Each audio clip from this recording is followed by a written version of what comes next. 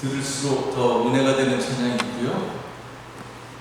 그리고 들을수록 더 기쁨에 울림을 주는 찬양이 있는데, 여호와는 나의 목자시니 이 찬양이 그런 것 같습니다. 사순절에 신앙의 길을 우리가 걸어가야 되는데, 귀한 찬양으로 그 길을 아름답게 열어준 우리 그리스 찬양단 식구들 진심으로 감사드리겠습니다. 지난 수요일이 제의 수요일이었습니다. 사순절이 그 제의 수요일부터 시작되었습니다. 사순절은 우리가 잘 알다시피 부활절을 준비하면서 보내야 되는 40일의 기간을 말합니다. 특별히 예수님께서 공생애를 시작하시기 전에 광야에서 40일 동안 금식하시면서 기도하신 사건을 마음속에 기억하며, 우리도 예수님을 따라서 회개와 절제와 기도와 묵상의 삶을 걸어가는 그러한 절기입니다. 사순절이 갖는 핵심적인 신앙의 의미는 너무나 다양합니다. 사순절은 무엇보다도 우리 자신의 삶을 깊이 들여다보는 절기입니다. 우리 안에 하나님이 보시기에 아름답지 못한 모습과 상처와 교만함과 옳지 못한 습관 등을 정직하게 바라보며 그것들을 이 기간에 하나하나 치유해 가는 일이 이루어져야 합니다. 사순절은 절제와 내려놓음의 시간이기도 합니다. 우리의 삶을 자세히 들여다보면 그 안에는 원하지는 않았지만 불필요한 일들이 너무나 많이 일어나고 있습니다. 하나님이 원하시지 않은 그러한 것들이 우리의 내면 안에 너무나 많이 자리하고 있음을 발견하고 놀라게 됩니다. 사순절은 바로 그러한 하나님의 것이 아닌 것들을 하나하나 발견하고 그것을 우리의 삶에서 피워내고, 대신에 하나님이 하나님의 것들로 채워나가시도록 우리 자신을 온전하게 열어가는 기간이라 할 수 있습니다. 사순절은 예수님의 고난과 십자가와 우리를 향한 하나님의 사랑을 깊이 묵상하는 시간이기도 합니다. 예수님이 걸어가신 십자가의 길을 따라 걸으며 그 십자가의 사랑의 기쁨과 오묘함의 진리를 새롭게 경험하는 시기가 되었으면 좋겠습니다. 한마디로 사순절 기간을 통해서 우리가 하나님 앞에 더 나아갔으면 좋겠습니다. 사순절의 기간을 통해서 하나님과 더 친밀해졌으면 좋겠습니다. 이 40일의 영적인 여정을 통해서 우리의 삶이 다시 한번 하나님 앞에 아름답게 초점 맞추기를 바랍니다. 기도와 말씀으로 우리의 삶과 신앙을 다시 한번 새롭게 정돈하는 그런 사순절이 되기를 다시 한번 간절히 기도하겠습니다. 오늘은 사순절을 시작하면서 아람의 나아만 장군이 경험했던 하나님의 세계를 살펴보려고 합니다. 나아만 장군이 어떻게 하나님의 세계를 경험하게 되었는지를 살펴보고, 오늘 우리도 우리의 삶에서 어떻게 해야 하나님의 세계를 경험하게 되는지를 말씀 속에서 깊이 살펴보는 시간을 갖고자 합니다. 우리는 종종 겉으로 화려해 보이는 사람들, 겉에서 보면 부족함이 없어 보이는 사람들, 겉에서 보면 강해 보이는 사람들에게는 약점이 없을 것이라고 생각을 합니다. 높은 자리에 있고 많은 것을 이루고 사람들의 박수를 받는 사람들은 이 세상을 살아갈 때 흔들리지 않을 것이라고 여깁니다.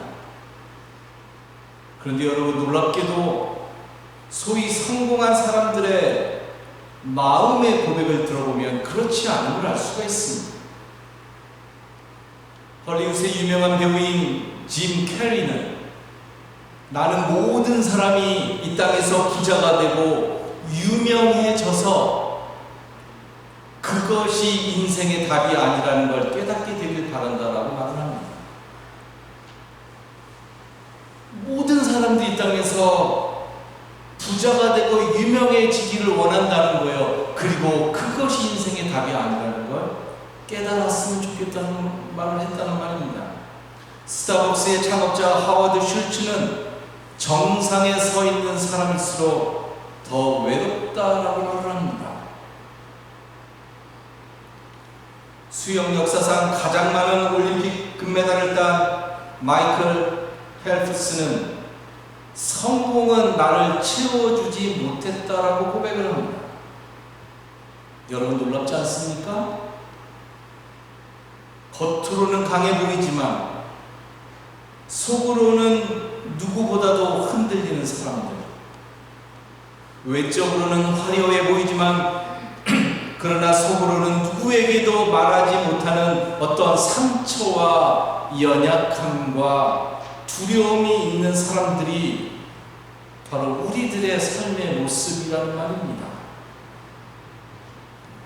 그리고 오늘 우리가 살펴보고자 하는 나아만 장군도 바로 그러한 사람이었습니다. 그는 과연 어떠한 두려움과 어떠한 연약함을 갖고 있었을까요? 그리고 그가 그것을 궁극적으로 어떻게 극복하고 있을까요? 아람의 군대 장관인 나아만의 이야기는 BC 9세기경에 아람과 이스라엘이 잠시 평화를 누리던 시대를 배경으로 하고 있습니다. 나아만이라고 하는 이름은 그 의미가 기쁨 혹은 유쾌함이라는 뜻을 지녔지만 역설적이게도 그의 삶은 그 이름과는 거리가 멀었습니다.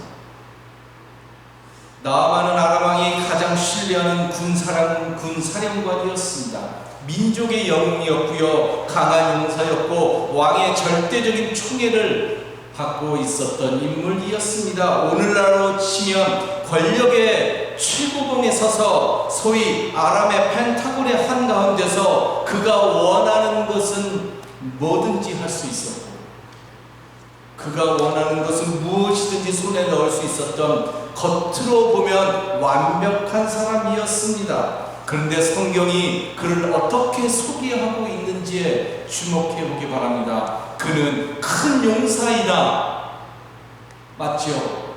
그는 큰 용사이나 나병 환자더라. 한마디로 그렇게 정의하고 있습니다. 지금의 이 짧은 한 줄의 말씀이 그의 삶이 진정으로 어떠한지를 우리들에게 분명하게 보여주고 있습니다. 그의 강함, 그의 찬란함, 그의 명성 뒤에는 그 어떠한 힘과 권력으로도 해결할 수 없었던 깊은 약함이 숨어 있었다는 것을 말하는 것이지요. 즉 그가 가지고 있었던 그 완벽함의 표면 아래에는 문둥병이라고 하는 삶의 깊은 균열이 그의 삶에도 있었다는 말입니다.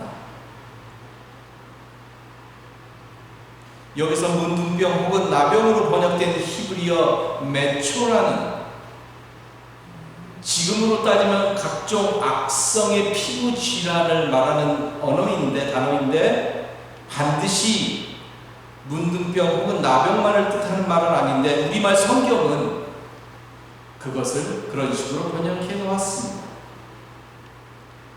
아람이라고 하는 나라에서는 이 나병, 문둥병을 이스라엘만큼 심각하게 생각한 것 같지는 않습니다. 이스라엘이라고 하는 나라는 정한 것, 깨끗한 것과 부정한 것, 더러운 것이 절대적으로 중요했기 때문에 만약에 이스라엘의 이 공동체에서 누군가가 메소라, 이 피부병에 나병에 걸렸다고 한다면 그 사람은 공동체에서 생활할 수가 없습니다. 추방돼서 따로 격리되어서 살아가야 한다는 말입니다. 여러분 지금도 그런데요, 그죠? 한국으로 따지면 소록도에 가면 그런 병을 가진 사람들이 모여서 사는데 21세기도 이 정도가 됐다고 한다면 그 예전에는 뭐 말할 것도 없지. 그런데 나아만은 그 병을 가지고도 장수로서 최고의 자리까지 올라가는 것을 보면 그 병이 그 아람에서는, 그 시리아에서는 이스라엘만큼 종교적인 의미를 지닌 것 같지는 않습니다. 하지만 사람들은 그 병에 대한 두려움을 갖고 있었겠지요. 그래서 사람들의 눈빛은 언제나 나아만을 피했을 것이고, 그에게 손을 내민다든지 그와 어떤 터칭의 모먼트에 있을 때는 분명히 머뭇거렸을 것입니다. 나아만은 분명 겉으로 확연하게 드러나지는 않았지만 매번 그 미세한, 사람들로부터 갖고 있었던 그 미세한 거리감을 느끼면서 살아갈 수밖에 없었다는 말입니다. 결국 나아만은 가장 빼어난 장군이었지만, 그러나 그도 역시 그의 휘황찬란한 갑옷 속에 자신의 연약함을 가리면서 살아가야 했던 인생이었다는 말입니다.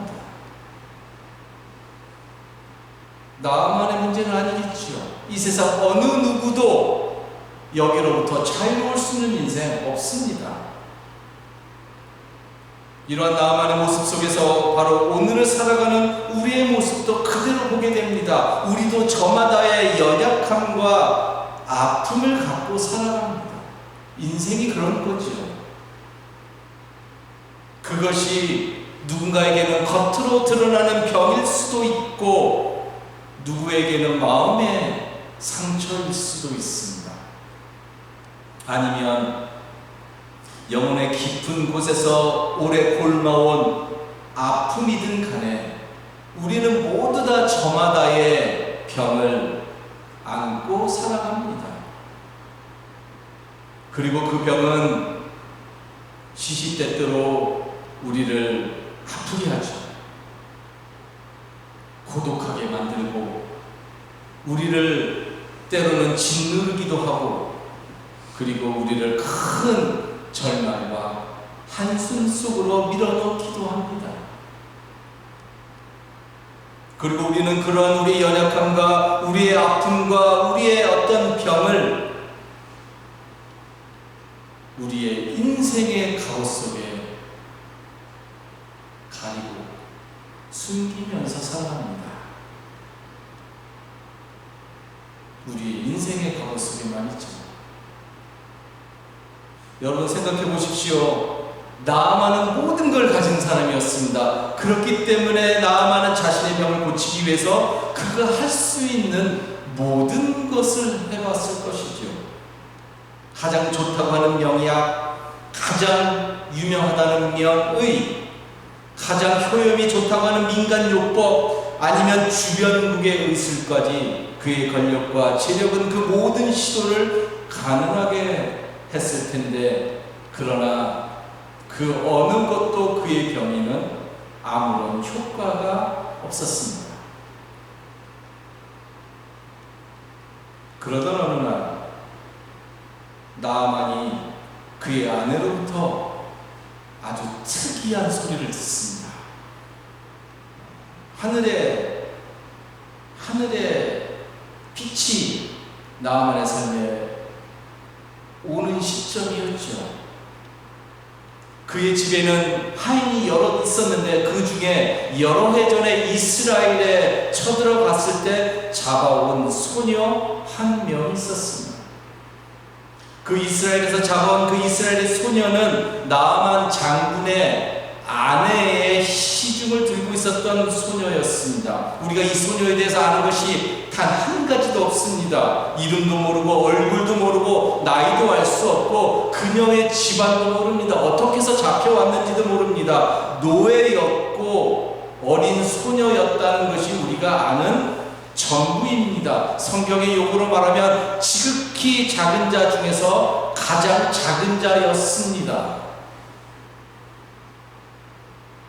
그런데 어느 날 이 소녀가 나아만 장군의 아내에게 이렇게 말합니다.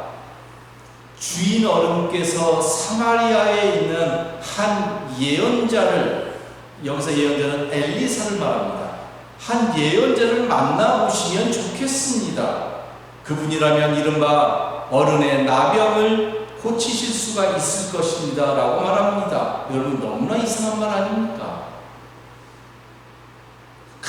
작은 자였던, 지극히 나띵 그 자체였던 이 어린 소녀가 어느 누구도 보지 못하는 하나님의 빛을 보고 있는 겁니다. 권력자들이, 소위 가진 자들이, 소위 배운 자들이 보지 못한 것을 보고 있는 것이지요. 정치적인 힘도 군사적인 힘도 아닌 하나님의 그 힐링 파워, 치유의 힘을 여러분 누가 봐야 되겠습니까? 그렇지요. 왕이 봐야 되고 장군이 봐야 되고 권력자들이, 지혜로운 자들이 봐야 되는데 그 하나님의 그 치유의 힘을 그 모든 사람들이 아닌 이름도 알 수 없는 이 작은 소녀가 보고 있다는 말입니다. 그런데 더 이상한 것은 나아만 장군이 그 소녀의 말을 붙잡았다는 사실입니다. 여러분들이 나아만 장군이었다고 한다면 노예에 불과한 그 소녀가 하는 이야기를 귀담아 들을 수 있었을까요? 나아만이 자기의 병을 가지고 안 해본 것이 없는 이 상황에 히브리 노예의 한 소녀의 이 고백 언어를 들을 수 있었을까요?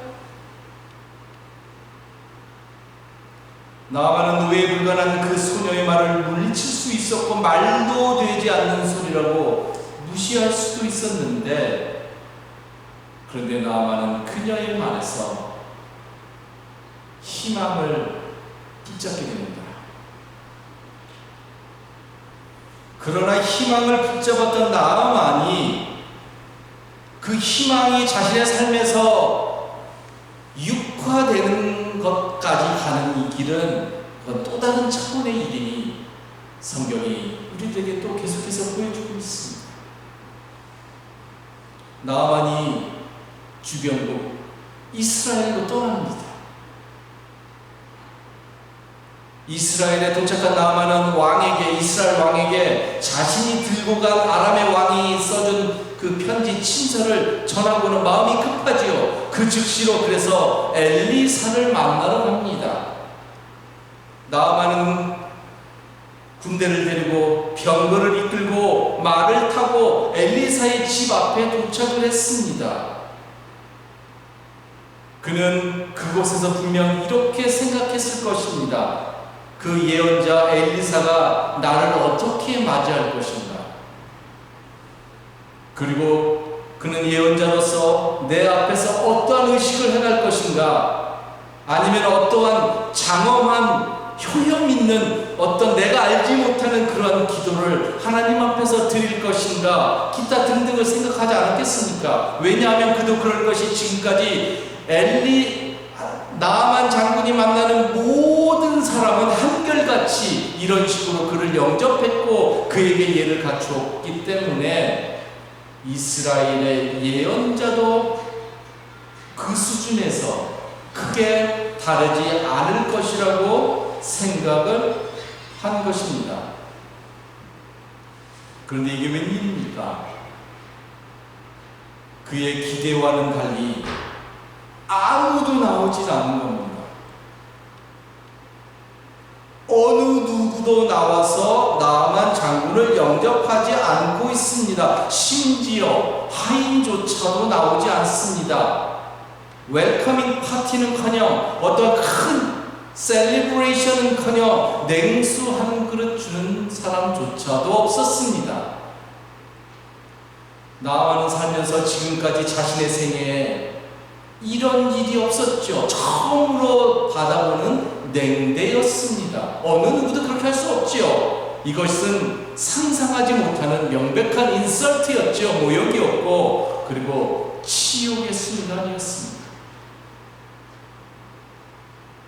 얼마나 시간이 지났을까요? 조금 있으니까 엘리사가 하인을 내보냅니다. 엘리사도 대단하죠? 그죠? 하나님의 사람이 이 정도의 겉은 가지고 세상을 살아가야죠, 그죠? 나오지 않습니다, 현재사는. 여러분들이 저에게 그런 것을 기대하지는 또 마십시오. 또 그렇게 또 크게 저를 부담 주시지는 마십시오. 아무튼 이렇게 살아가는 사람도 있다는 겁니다, 세상을. 하나님 바라보면서 나만 이건 뭐고 자기랑 상관없다는 식의 어떤 하나님의 사람이 갖고 있는 겉을 가지고 세상을 살아가는 겁니다. 그리고는 그는 선지자 엘리사의 말을 그에게 전합니다. 요단강으로 가서 몸을 7번 씻으십시오. 오시느라고 수고하셨습니다. 비자 받는데 어려움은 없었습니까? 이민국에서 잘해주던가 이런 정치적이고 예의 갖춘 언어 오고 가지 않고 직접적으로 메시지를 선포합니다. 요단강으로 가서 몸을 7번 씻으십시오. 나아만은 그 소리를 듣고 너무나 어처구니가 없어서 분노했다라고 성경이 말합니다. 어쩌면 다 죽는 거죠. 장군을 열받게 했으니까. 분노하면서 그래도 괜찮은 사람이었나 보네요. 그대로 발길을 돌려서 아람으로 돌아가려고 했습니다. 바로 그때 또 한 번 하나님의 빛을 그에게 제시합니다. 이번에는 그의 부하들이 나아만 장군을 말리면서 이렇게 이야기를 합니다. 장군님, 만약에 그 예언자가 이보다 더한 일을 하라고 하였다면, 그러니까 예를 들어서 더 어려운 일을, 좀 더 그럴듯한 일을 시켰으면 하지 않으셨겠습니까? 했겠죠. 다만 몸이나 씻으시라 하시는데, 그러면 깨끗해진다는데 그것 좀 못할 까닭에 어디에 있겠습니까? 라고 이야기를 합니다. 여기서 우리는 나아만이 어떠한 세계에 갇혀서 살아가고 있는지를 보게 됩니다. 나아만은 전통적이고 그리고 인습적인 사고의 형태를 벗어나지 못하고 있었던 사람이었습니다. 어느 누구도 그렇지요. 문제의 본질을 볼 수 있는 시각이 그에게 결여되어 있습니다. 여러분, 지금 중요한 것은 엘리사가 자신을 영접하러 나왔느냐 나오지 않았느냐가 아닙니다. 그리고 어떠한 절차나 어떠한 의식이나 어떠한 예의가 중요한 것이 아니죠. 그것이 그의 병하고 아무 상관이 없습니다. 또한 하인이 요단강 물을 언급했을 때 나아만은 자기의 나라에는 요단강 같은 강이 없는 줄 아냐고, 자기의 나라에는 그만한 물이 없는 줄 아느냐고 막 화를 내기 시작합니다. 그럴 수 있죠. 전통적인 사고방식에 자기의 세계에 갇혀있는 사람들이 할 수 있는 흔한 리스판딩이죠. 응답이죠. 요단강 물의 퀄리티와 자신의 나라의 더 좋은 강물의 퀄리티를 비교하고 있는 어처구니 없는 모습을 지금 그가 보여주고 있는 것이죠. 이것은 무엇을 말하는가 하면 하나님의 방법과 하나님의 섭리와 하나님의 세계를 볼 수 있는 눈이 그에게 전혀 없었다라는 것을 보여주는 겁니다. 그런데 성경을 자세히 읽어보면 너무나 놀랍게도 처음에 엘리사라고 하는 그 하나님의 사람을 소개해 주었던 나아만 장군의 아내의 그 이름 없었던 그 노예였던 그 하인과 나아만에게 요단강에 들어가서 씻으라고 제안했던 나아만의 부하들은 비록 그들은 이 땅에서 아무것도 아닌 존재들로 살아가지만 이름도 없지만 그런데 그들은 하나님의 방법을 바라보고 그것을 제시하면서 열어가고 있다는 사실입니다.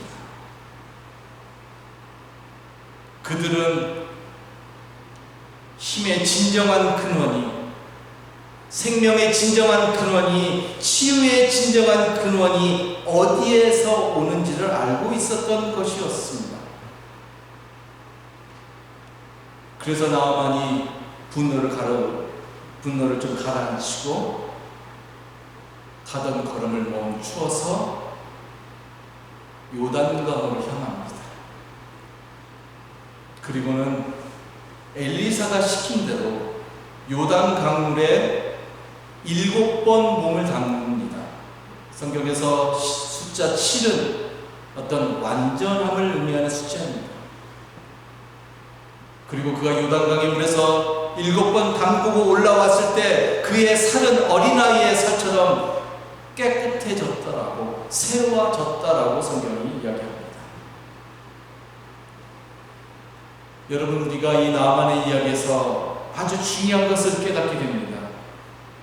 즉, 우리는 힘으로, 내가 가진 힘으로 하나님을 경험할 수 없다는 사실입니다.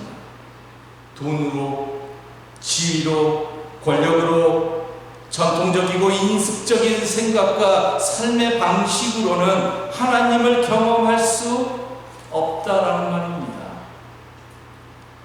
여러분, 나아만이 하나님의 힘을 경험했을 때는 그가 세상이 인정하는, 세상이 칭송해 주었던 휘황찬란하고 두꺼운 갑옷을 입고 그의 세계 안에 갇혀 있었을 때가 아니었습니다. 그는 용사였으나 그는 나병 환자였더라 라고 살아가야 했다는 말입니다.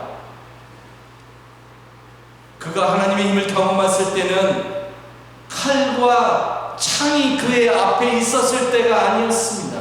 칼과 황은 그를 보호해 주었을지는 모르지만, 그래서 큰 용사라는 소리를 들을 수 있었을지는 모르지만, 그는 문둥병자였다라는 단어는 지워낼 수 없었다는 말입니다. 왕의 편지를 가지고 이스라엘의 왕을 만났을 정도의 어떤 사회적인 소셜한 어떤 포지션이 그가 하나님을 경험하는데 필요한 삶의 조건이 아니었다는 말입니다. 은과 금과 좋은 옷을 잔뜩 말에 실었을 때가 아닙니다. 전통적인 삶의 범주에서 정치적으로만 힘을 이해하고 있었을 때 그는 용사일 수는 있었으나 그러나 그는 하나님을 결코 경험할 수 없었다는 말입니다. 그렇다면 여러분, 언제 그가 하나님을 진정으로 체험하고 있습니까? 그가 가지고 있었던 자신의 삶의 방식, 아람으로 다시 돌아가려고 했었던 그의 삶의 방향을 멈추고 내려놓고 요단강물에 들어갔을 때였습니다. 자신이 지금까지 가지고 있었던 모든 것, 자신을 나만으로 지켜주고 있다고 생각했던 그 모든 것이 요단강 강물 속에서 완전히 벗겨졌을 때, 완전히 죽을 때에 그때 그가 하나님의 힘과 하나님의 세계와 하나님의 능력을 경험하게 되었다는 말입니다. 즉, 이 세상의 힘과 이 세상의 삶의 방법이 죽어야 하는 것입니다. 그렇다면 여러분, 요단강은 무엇을 의미하는지 너무나 자명하게 드러나고 있지 않습니까? 그것은 바로 우리의 힘이 멈추는 자리입니다. 요단강, 그것은 우리의 갑옷, 내가 둘둘둘둘 나를 지켜줄 것이라고 여기고 있었던 내 인생의 자아의 갑옷이 벗겨지는 자리를 말합니다. 내가 붙잡고 있었던 방식이 더 이상 통하지 않는 자리, 그것이 바로 여러분들이 들어가야 될 여러분들의 요단강이라는 말입니다. 우리는 바로 그 요단강으로 내려가서 거기에 7번 몸을 담궈야 합니다. 하나님은 바로 그 요단강에서 우리를 만나 주시는 것이죠. 바로 거기에서 하나님은 하나님의 역사를 우리의 삶을 통해서 이루어 가신다는 말입니다. 여러분, 우리 모두가 우리의 요단강 앞에 서 있습니다. 그런데 우리는 연약해서 믿음이 깊지 못해서 하나님을 철저하게 신뢰하지 못하기 때문에 우리는 그 요단강 안으로 들어가고 싶어 하지 않는다는 말입니다. 왜냐하면 그것은 지금까지 내가 지녀왔던 나의 자존심이 흔들리는 자리요, 내가 지금까지 붙잡고 있었던 힘이 더 이상 작동하지 않는 자리이기 때문에 그러합니다. 성경은 우리에게 말하는 겁니다. 큰 용사로서 세상을 살아갈래? 하지만 너는 문둥병을 갖고 있어야 돼. 너가 지금까지 지녀왔던 모든 것을 내려놓을래? 그리고 치유의 힘을 경험한다. 우리에게 묻는 겁니다. 아직도 세상 사람들의 찬사가 그립습니까? 세상 사람들이 여러분들을 향해서 내리는 평가가 그토록 중요하십니까? 여러분들은 용사로 살아갈 수 있습니다. 그러나 성경은 말합니다. 너는 큰 용사이나 나병 환자라 라고 말했지. 여러분 기억하십시오. 하나님은 요단강에서 새 생명을 열어가신다는 말입니다.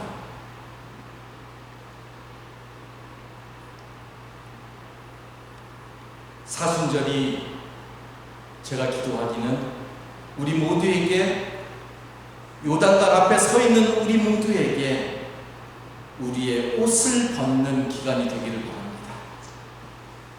요단강에 우리의 몸을 맡기는 그런 기간이 되기를 바랍니다. 그래서 하나님의 치유의 역사를 우리 모두가 경험해 가기를 바랍니다.